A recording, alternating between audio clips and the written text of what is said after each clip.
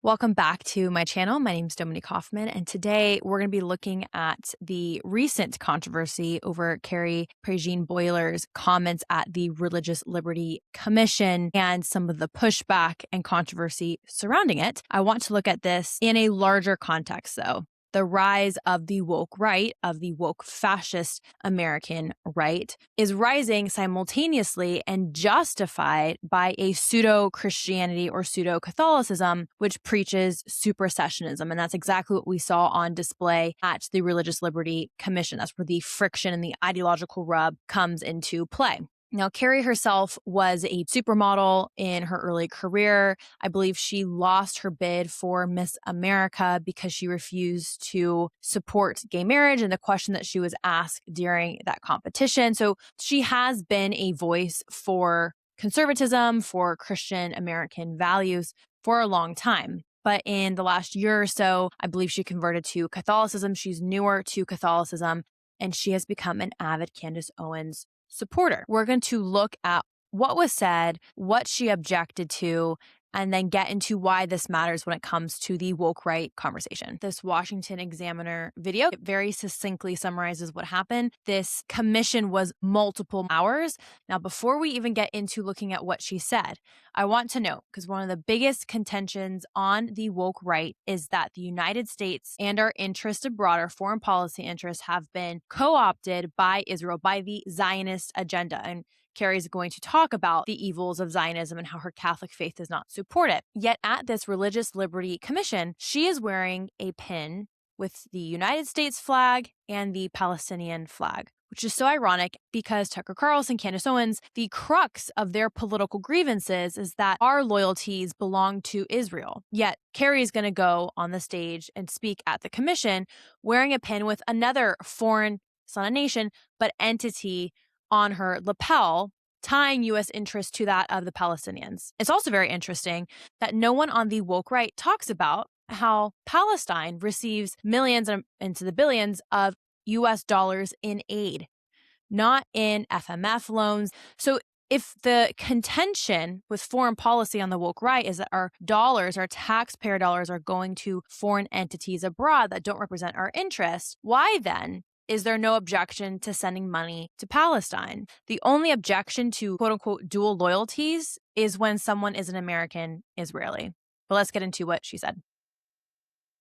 House Religious Liberty Commission ousted Carrie Prejean Boller after she hijacked an anti-Semitism hearing with her personal views. As you know, I'm a Catholic, and Catholics do not embrace Zionism, just so you know. Are all Catholics anti-Semites, according to you? Texas Lieutenant Governor Dan Patrick, who chairs the Trump-era commission, announced the removal on social media. He said no member can take over a hearing for personal or political agendas, and that's exactly what happened Monday. This is not a commission on defining religions or calling out any theology, or this is not the commission for that. During the session at the Museum of the Bible, Prejean Boller questioned Jewish leaders and students on what counts as anti-Semitism. She asked if opposing Zionism makes someone anti-Semitic and shared that her Catholic faith doesn't support the modern state of Israel biblically. For that. Right, but we're talking about a foreign nation, so I want to be clear on what the definition of anti-Semitism is. Again, going back to her lapel, foreign nation is only problematic when it's Israel or Ukraine, because historically Ukraine has comprised a large Jewish population. So again, where there is a Jew and money is going abroad, that's where there's an issue. Not to the Arab, not to the Palestinian, not to Egypt, not to money going to Qatar, just money going to Israel. It's a manufactured grievance of the woke right, which says if I don't support the state of Israel, if I'm anti-Zionist, then am I automatically an anti-Semite? And the woke right tries to characterize anti-Semite or anti-Semitism as the woke left's emotional charge against mainstream conservatives of being racist if you don't support BLM. But that is not the same thing. When you have someone like Candace Owens who is repeating interwar Nazi rhetoric, that does by definition make her an anti-Semite. And if you support Candace vehemently and you can't look at the nuances in that, then I'm going to also guess by your own volition and by the own views you express that you are anti-Jewish, whether that be religiously, expressed through supersessionist theological beliefs, or politically, because you signal out Israel as the only country in the world that you take issue with. Ironically, in the hearing, Carrie brings up Christian persecution in Gaza, but that's at the hands of Hamas because Gaza is run completely by Hamas. In fact, the entire region, I'll look at this graph at the end of the video, has essentially committed an ethnic cleansing of indigenous Christian communities at the hands of Arab nationalism and Islamism, including in the Gaza Strip, where Hamas rules and governs the Gaza Strip solely independent of Israel. Now, the start of the war, of course, that now means that there is an Israeli presence there, but this is wartime. Since 2005, Hamas has governed the Gaza Strip. So you cannot then blame the decline in the Christian population on Israel when that's within the Arab-governed territory. Same thing in the West Bank. Area A controlled territory, all Arab with civil and security control, such as in Bethlehem, the Christian population has significantly declined. She also makes another point. She says Catholics don't support Zionism, so are all Catholics anti-Semites. That is not true. I think it is absolutely blasphemous for Carrie to speak for all of Catholicism when the church, through Vatican II, which we'll also look at her misquoting of Vatican II and her misrepresentation of what Vatican II says, embraces Israel and the Jewish people as God's chosen people, and that the church, according to Romans 11, has been grafted in. That is the official church doctrine on the issue of Israel. Carrie, a new Catholic, is trying to speak for all of Catholics and Catholicism. And then the irony is, this commission has bishops and other highly educated Catholic personnel who can speak to this issue, and instead she hijacks the meeting to take it upon herself to make it ideologically driven, completely contradicting church doctrine, including the Second Vatican Council. So we see this, narcissism and cult of self on display, which, similar to the woke left, we're seeing individuals like Candace Owens and now Carrie hijacking or making political statements and edifying themselves above other experts or just simply facts and appealing to emotion because their ideas cannot face logical, or in this case, theological religious scrutiny. Don't support the political state of Israel. Am I an anti-Semite? Yes or no? She even wore a pin showing the U.S. and Palestinian flags side by side, calling Israel's Gaza's actions a genocide after Hamas's October 7th attack. The audience booed her remarks, but she told them to stay quiet and respect the hearing. Respect the hearing, which is about anti-Semitism and religious freedom in the United States. So I'm going to completely hijack this. I'm going to make it politically charged. I'm going to defend my position, which is extremely radical, on faulty theological and historical grounds. And everyone in the audience, all of you people, all of your free speech, you can't boo me. Have some respect. But if you call me an anti-Semite because of the arguments I'm making based off of false religious and historic claims, then you're limiting my free speech. So it's do as I say. So it's respect what I say, unchecked. And the second someone pushes back, we'll have some respect or sit down. That's the exact same posture that Candace Owens and Megyn Kelly and Tucker Carlson telling people to just fuck off. If you don't like what I have to say, then fuck you. This line of thinking, this supersessionist, grievance-based politics that is embracing a neo-fascism in America, is doing so based off an emotional appeal, just like the woke left and neo-Marxism. Again, the edification of self over the respect for the commission is so ironic. She's taking a play out of Candace Owens's book, who Carrie idolizes. If you go to her Instagram, you will very clearly see that. Rabbi Ari Berman responded that anti-Zionism often involves a double standard and anti-Semitic positions, though he doesn't label people personally. I don't personally label people. But what I'm saying is, if somebody states an anti-Zionist, if somebody says they're an anti-Zionist, they are saying about themselves that they have a double standard and hypocrisy, and they're taking anti-Semitic positions.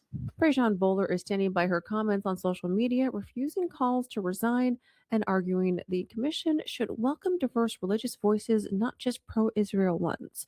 This split highlights divides among conservatives on Israel, coming right after multi-faith groups sued the commission for lack of diversity. Patrick says they'll deliver a major report to President Trump this spring on protecting religious freedom for all faiths. The argument and the mainstream argument on the woke right is that the Jews are not only controlling our foreign interest, our domestic interest, our institutions, the banks, Hollywood, not only are they the source of all moral depravity and the decline of the West, not only is the Holocaust something that we have been propagated and lied to believe, but there is also a spiritual war. But there is also a spiritual war entailing the Jews persecuting, indoctrinating, and subverting the interest of Christians. All of this is being claimed while simultaneously trying to create a Christian Arab-Muslim coalition, which ironically does take on the characteristics of everything they accuse the Jews of. The Muslim world has persecuted Christians. You don't even have to look at modern Arab politics. Go back to the Ottoman Empire. Our civilizational beliefs are incompatible. The Hadith says that they have to kill the infidel, the Christian, and the Jew. The Hadith also says that the end times will not be ushered in until every Jew is killed. There is only one religion and the three Abrahamic faiths. That's theology and dogma requires them to either forcibly convert Jews and Christians or to kill them. And today there is a highly coordinated campaign to influence Christians and conservatives in the United States to embrace sympathies with the Arab world and to then demonize the Jews for everything the Arab world is actually trying to do, which is to control our foreign interests abroad. Only Qatar, Iran, and weaker Arab nations in the Middle East benefit from a weak U.S. foreign policy position. It's not Israel. I promise you, Israel is going to be okay. Their technology, their capabilities far outpace their regional adversaries. It's this lie and it's flipping of the script. So let's accuse the Jews of everything that the modern Arab world is trying to achieve, which is subverting Christian values, which is destroying the West. At this commission, Seth Dillon, who runs the Babylon Bee and who satirically calls out Candace Owens and Tucker Carlson, in this clip, what you're going to see is pushback against the term anti-Semitism and the social and the legal taboo and repercussions that come from persecuting Jews or for espousing hate towards Jews. There is this radical reaction to the woke left and the neo-Marxist agenda to police all language, claiming that all language is violence. You're a white supremacist. You're a racist if you don't agree with BLM. The new rising woke right embraces an anarchy of thought and anarchy of speech. I can say whatever I want to say, and if you try and take some sort of moral high ground or condemn what I choose to use my free speech to espouse, then you're trying to silence my free speech. And here's the thing, social condemnation for bad ideas is inherently a good thing. We can zoom out, right? Let's say that there is a famous pedophile on X who uses his account to write lengthy fantasies of what he wants to do to children. Let's say he doesn't act on those fantasies. He only publicly writes about them. Should we just allow those perverse ideas to live online because that's an expression of his free speech? No. Hate, anti-Semitism, true racism, not the BLM definition of racism, true racism, pedophilia, sexual perversion. Those are all things that should be condemned in the social, political, and legal spaces.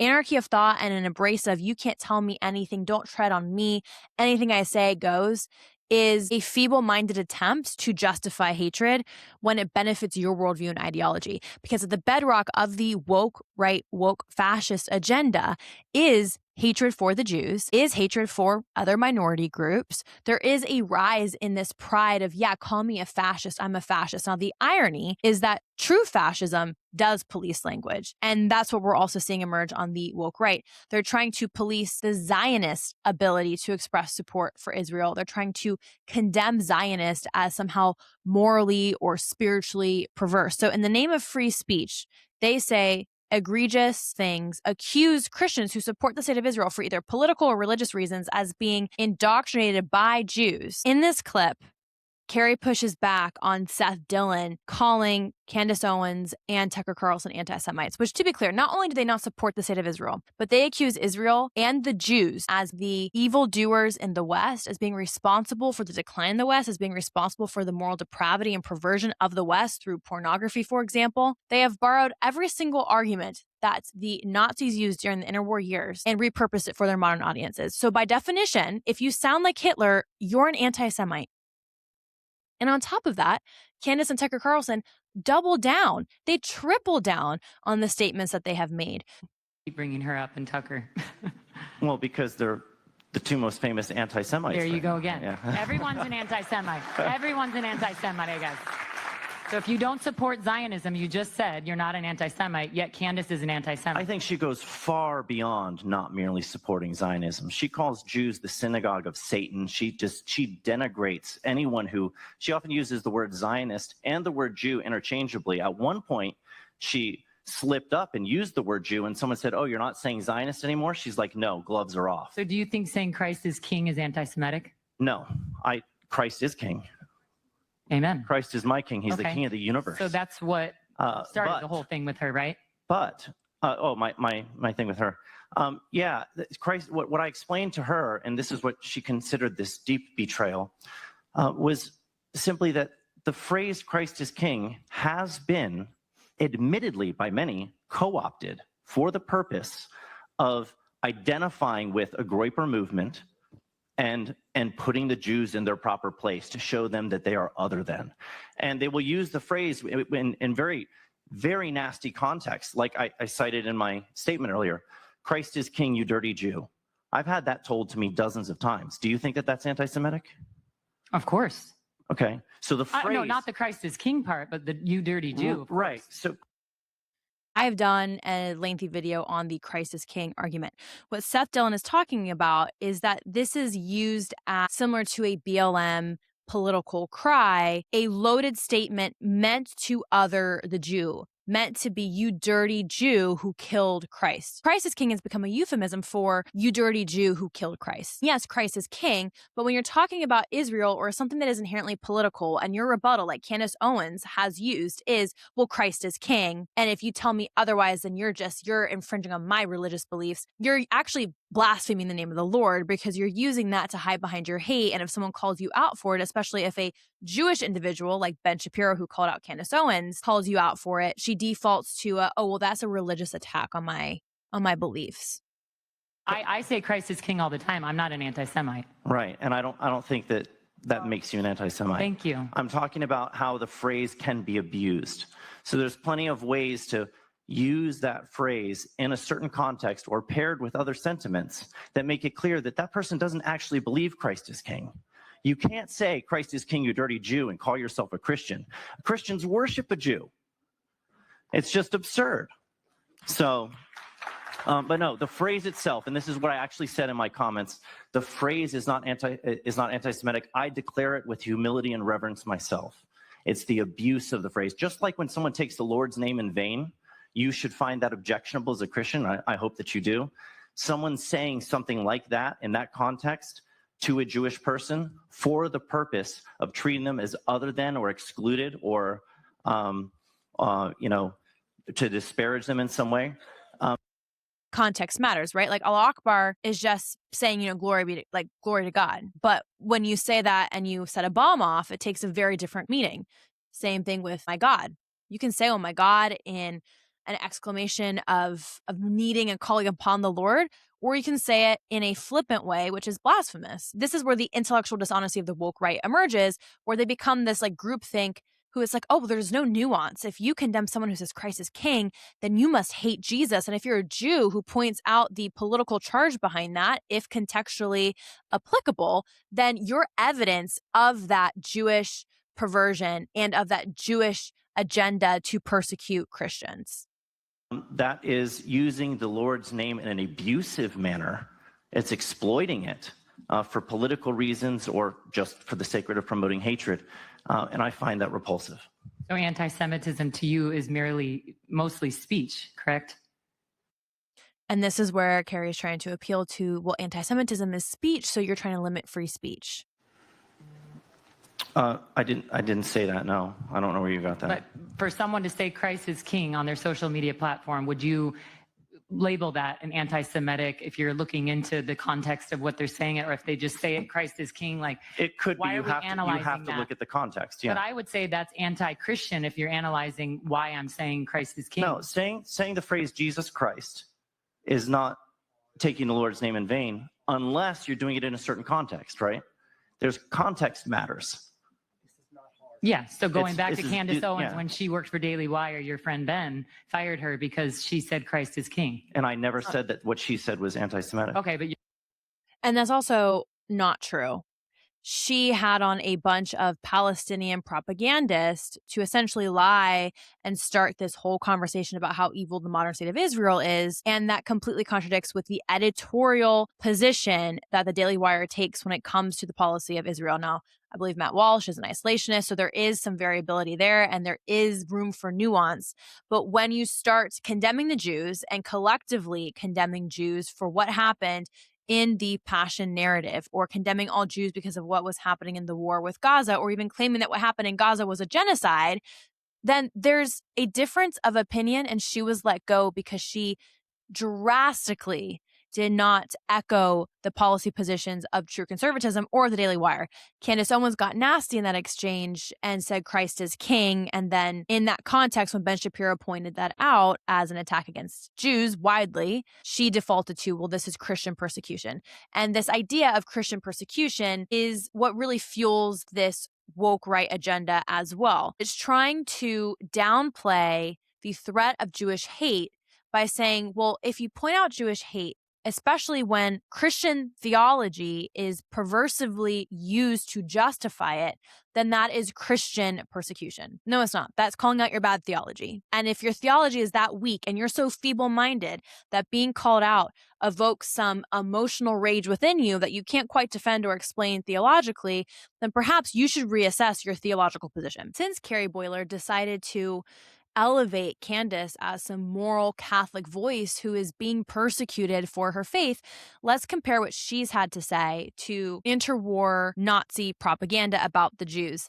I've actually thought about doing my own video on this and taking quotes out of both Polish and German newspapers in the lead up to World War II and showing you how copy-paste similar Candace Owens and her rhetoric is to interwar hostilities. But this, I think, is extremely compelling. And it highlights, to Seth Dillon's point, that she's not just saying Christ is king. Context matters. And if you say that in a condescending way and you're weaponizing your religion to make a political point and justify not just supersessionism, but a blatant anti-Jew agenda, then that makes you a blasphemous individual. Es ist eine kleine, wurzellose internationale Clique, die die Völker gegeneinander hetzt. It's Jewish supremacists. They had everything to do with the Civil War in America. They excel at creating the false dialectic, the North versus the South, the left versus the right. You got to wake up, especially if you're in America, okay? And they come over to America, and kind of the story that we're told is, oh, everyone just came with the clothes in their back and like made it big in Hollywood or made it big in modern psychology. And I'm like, no, America was a young country. We were very susceptible to all of these things. Jewish people were the ones that were trading us. Jewish people were in control of the slave trade. They've buried a lot of it, control the media. They just do, okay? One way or the other, Zionists control the empire medias. And it's only through actually engaging and reading these books that would never become movies, these books that you are not allowed to read, that you can truly understand what's happened in this country, because we all recognize that something's not right. Wake up to who publishes these books and keeps us warring with one another.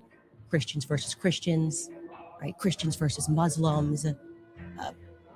Wake up and learn the true history of slavery. It's Jewish people, how they have accomplished things, this false dialectic, their means to accomplish running Western society, breaking apart Christian empires, gambling, a major vice, drugs, prostitution, sex, pornography. We Jews love pornography because we hate Catholics and we hate Jesus and allows us to crush the church. They want to make you guys think that this culture is okay, because then they can subjugate your culture. Those people who are still, their sense, are still in positions of power, thinking that it could be fair, thinking that we could just work hard, thinking that we could run a company, that we could launch this revolution where people were going to be happy in the future because America was the land of the free. No values that exist outside of the Talmud. You describe yourself as a Talmudic Jew, and I've learned what's in that Talmud.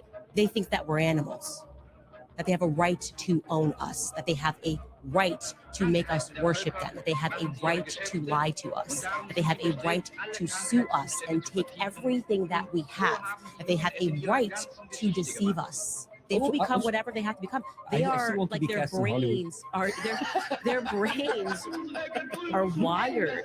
It's a pathology. Like, their brains are wired to lie. Zionists. It is. I've never seen anything like it.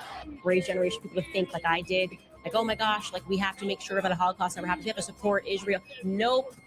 Now we are reading the books. We're learning about how you've executed this. You've blindfolded the entire world to what you are. And what I think you might be is possessed by a real demon. This is for them a religious philosophy, a racist perspective that we are goyim, meaning cattle that are meant to be herded and ruled over.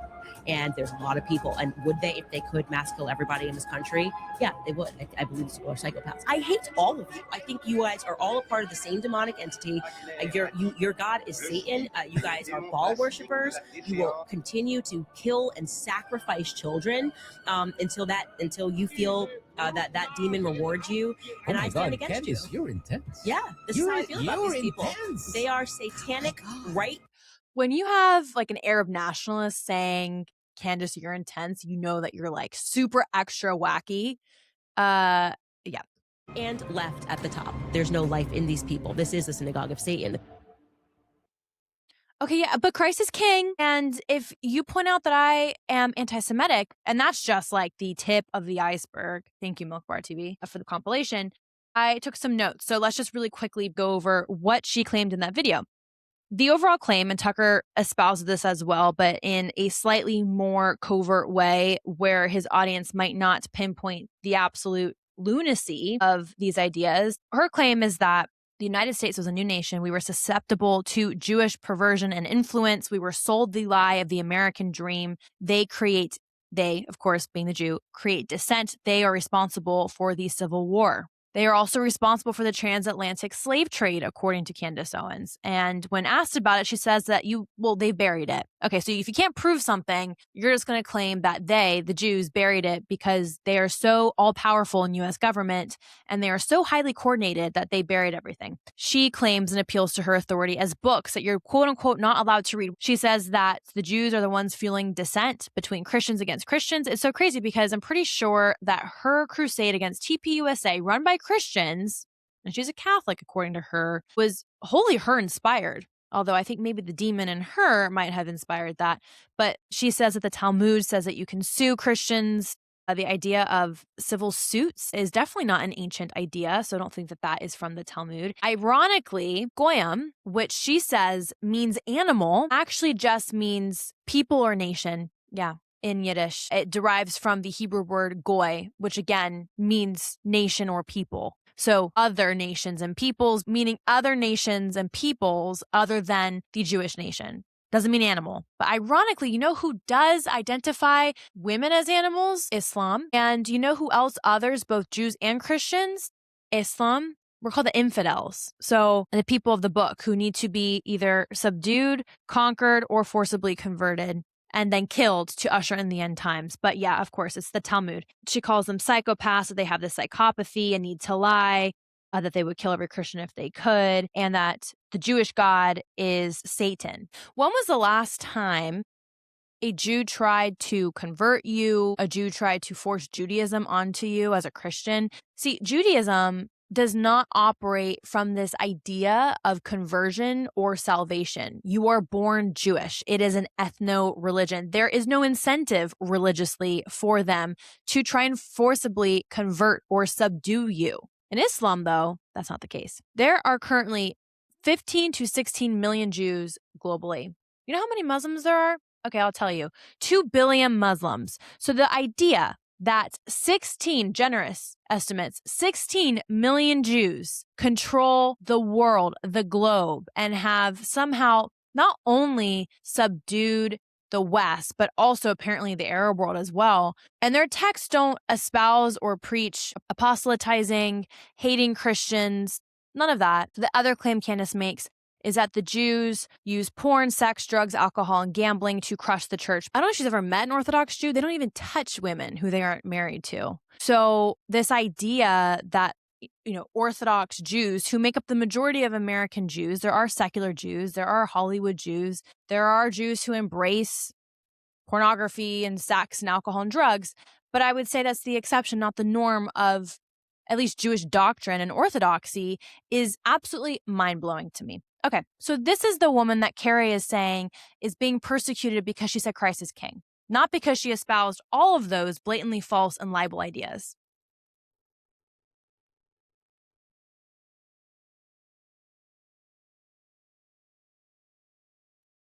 So then in this clip, which is the second issue I want to take up, because it, again, defaults back to the claim of the woke right that definitions of anti-Semitism are simply a mechanism to infringe, is simply a mechanism to control Christian speech. We have Carrie questioning this pastor on the International Holocaust Remembrance Coalition's definition of anti-Semitism. Nation or singling them out simply because they are born Jewish. Okay, so as a pastor, are you worried or concerned at all that certain parts of the Bible, particularly the New Testament, would be considered anti-Semitic, specifically to referring the killing and crucifixion of our Lord and Savior Jesus Christ? Why would that be anti-Semitic? That is simply a fact. Well, that the Jewish according people, to the IHRA, may I please finish when you ask me a question? Go ahead. When Jesus was crucified, it was most definitely at the hand of the Jews and of the Romans. That would be considered anti-Semitism under IHRA. Are you aware of that? That's not what is considered anti-Semitism. What is considered anti-Semitism is saying that the Jews then are the source of all moral, economic, political perversion in a war against Christians because they were cursed eternally for, quote unquote, killing Christ. This collective punishment placed on the Jews who were in the crowd when Pontius Pilate asked which should be crucified, and they called for Jesus. Now, this has also been so flabbergasting to me because without the crucifixion of our Lord, which was prophesied, and God used his people, his chosen people, to bring Christ into the world, and he also used his people to usher in the necessary political grounds needed for Christ's crucifixion, because he was a holy, perfect man. You don't crucify holy, perfect individuals. So he was wrongfully accused, and there was a Jewish crowd who partook in that. But that was prophesied, and that is what ushered in the conditions needed for Christ to atone on the cross for the sins of not just the Jews, but also the Gentiles and the entire world. We serve an omnipotent God who knew and knows that all of history is moving towards the second coming of Christ. The Jewish crowd in front of Pontius Pilate was not a surprise to God. It was not a surprise to Jesus. It went according to plan. And condemning the Jews, collectively punishing them, is blasphemous, because what you're saying is that somehow these Jews thwarted the plan of God, or that this was not part of God's omniscient plan. The core root of supersessionism, this hate for Jews because they killed Christ, makes no theological sense. But you're making an anti-Semitic remark right now.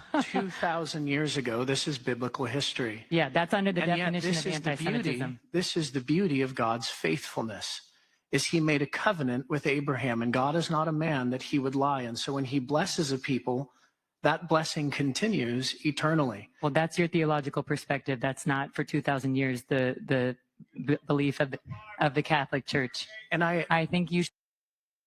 That's also not true. This pastor says that we have been grafted in. He is theologically speaking out against supersessionism. He's saying God does not revoke his blessings or his covenants. He's a good, constant Father and God. We are part of a new covenant. Listen to what Carrie has to say. He made a covenant with Abraham, and God is not a man that he would lie. And so when he blesses a people, that blessing continues eternally. Well, that's your theological perspective. That's not for 2,000 years the belief of the Catholic Church. And I think you should remain quiet and respect this hearing. She's hijacked the entire hearing, and the people in the crowd who are correcting her false claim that that is the church's position for 2,000 years is so just unbelievably either tone deaf, narcissistic. She's brainwashed herself. It blows my mind. But that is actually not what the church preaches. Supersessionism was very prevalent through the different teachings of church figures, but it was never part of church doctrine. And the Second Vatican Council corrected the prevailing supersessionist belief that had culturally taken over the church and condemns this and upholds what this pastor is saying, that in Romans 11, we have been grafted in. I will link both Nostra Aetate and Lumen Gentium in the description box down below. And I'm going to look in a second at how she completely misquotes Lumen Gentium. Her position is that the church is the new Israel. Therefore, Zionists are preaching a false theology, Zionists are evil, and all of this is an attempt to brainwash and propagate the necessity of Israel and the Jews for the Christians. So I want to look at her tweet. This is what she had to say in accordance to backlash from that hearing. She said, "I will never bend the knee to the state of Israel, ever. No one's asking for you to, babes, but she will bend the knee to Palestine, run by Islamic extremists. It's wild, all in the name of true Catholicism. I am more determined than ever to speak plainly about political Zionism and the lies we've been sold to justify endless war, dead children, and blank checks. My conversion to the fullness of the Catholic faith, which she's not espousing true Catholic doctrine. She's espousing a pseudo-fundamentalist dogma that exists within Catholicism. And the irony is when we look at Lumen Gentium is she's picking and choosing what she wants, which is the Catholic critique of Protestantism. She goes on to say, no nation speaks for God, no ideology gets a free pass to kill innocent human life. The church is clear that every human life bears the image of God, including Palestinian life. Pretending otherwise is not complicated, it's sin. Okay, except for the fact that then do Jews? Are they made in the image of God? The Catholic Church teaches that the church, not a modern nation state, is the new Israel, as Vatican II states. Then she quotes Lumen Gentium, which we're about to look. This is not found in Lumen Gentium. Also, the ... completely changes the section that she took this from. Christians have been manipulated into believing that God blesses bombing, starvation, and mass killing. That is the opposite of Christ. But the Islamists, they are just peace-loving, women-loving, pluralistic beacons of hope in the way that Jews are not, and Israelis. We came to stand with the suffering and confront power. I reject that lie completely. I am not owned by money, donors, or access. I belong to Christ alone, who is the way, the truth, and the life. I would rather die than bend the knee to Israel. Wow. I mean, imagine being that zealous for such a false idea. Thank you for the shout out tonight, Candace Owens. She's not owned by access, but thank you for the shout out, Candace O. Christ is king. So we're going to take this right here. The church is the new people of God. We are now going to copy and paste this into, you can see right here, Lumen Gentium. Oh, well, it looks like she didn't take it directly from the church doctrine. Also, the irony is most fundamentalists or trad Catholics do not acknowledge the validity of the Second Vatican Council, which I think shows her noviceness to becoming a Catholic who leans more fundamentalist, because the Second Vatican Council does exactly the opposite of what she's claiming it does. That's why it's so problematic for trad fundamentalist Catholics. So Nostra Aetate, which then Lumen Gentium follows, rejects the charge of Jewish collective guilt. So Christ killers, and therefore the Jews have been cursed for the rest of eternity, them and their children and all the Jews. It affirms the enduring covenant of God and his people, citing Romans 11. It condemns anti-Semitism along with other hate for religious groups. And while it does not even address the modern state of Israel or the Holocaust specifically, it condemns the apathy of the Catholic Church and the perversion of the church through the preaching of supersessionism. Lumen Gentium specifically, which translates to the light of the nations, is about the nature of the church itself. And it affirms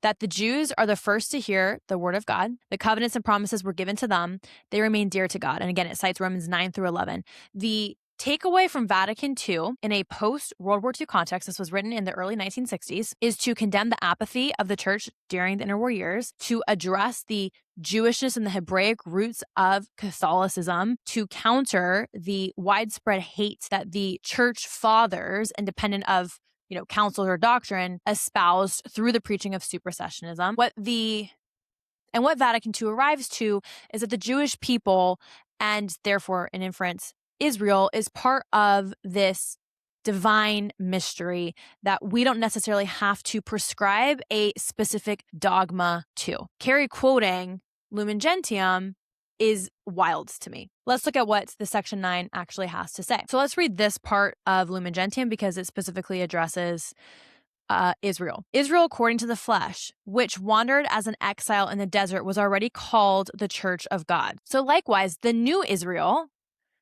the church, which while living in this present age goes in search of a future and abiding city, is called the Church of Christ. Now, calling Israel the Church of God and the New Covenant and Christians and the church that came from it the Church of Christ is a key distinction. It is not making the claim, as Carrie is trying to say, that we are the new Israel. That is not found in Lumen Gentium at all. So Carrie is not just misrepresenting the Second Vatican Council, she is rewriting it to fit her own fundamentalist agenda, which is blasphemous, and I'm pretty sure heretical if you are Catholic. It is propagating the church, theology, Christian history for a modern political agenda, which is anti-Israel and anti-Jew.